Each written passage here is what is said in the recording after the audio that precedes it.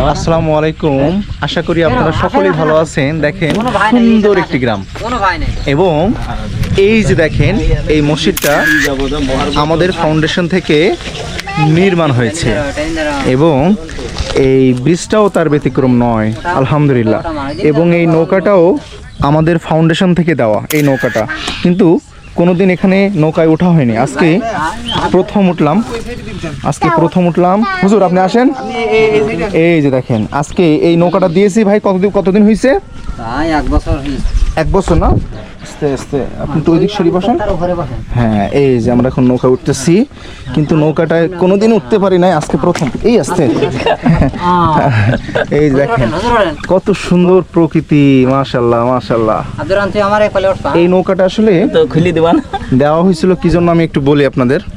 এই যে এই রোড দেখতে পাচ্ছেন, এই যে রোড রাস্তাটা যাচ্ছে, এই রাস্তাটা খুবই খারাপ রাস্তা, মানে বর্ষার সময় ঠিক পানি ওঠে।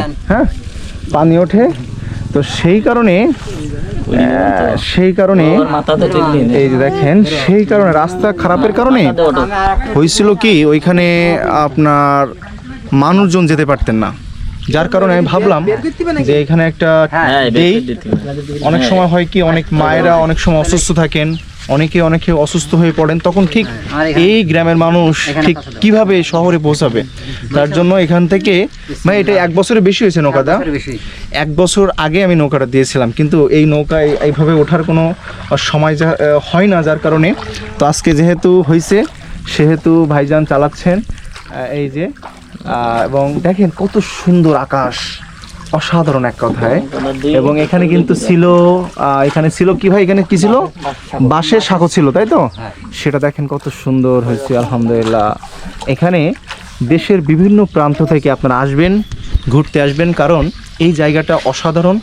এবং এই মসজিদটা আমাদের কাজ চলতেছে, টাইলসের কাজ চলতেছে, কাজ শেষ হলেই আমরা এই জায়গাটা কিন্তু একটু নান্দনিক জায়গা করে দিব।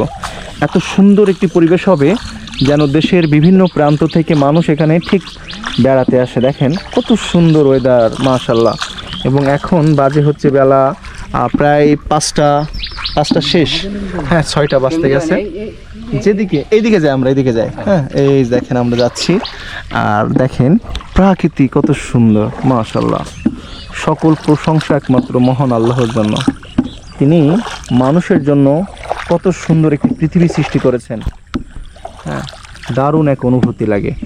এবং আমি একটু সামনে যাচ্ছি, এই যে সামনে আমরা যাচ্ছি, ওই যে হুজুর আছেন মসজিদের, আমাদের বর্তমান মসজিদের হুজুর, এবং উনি নামাজ আদায় করান। হ্যাঁ,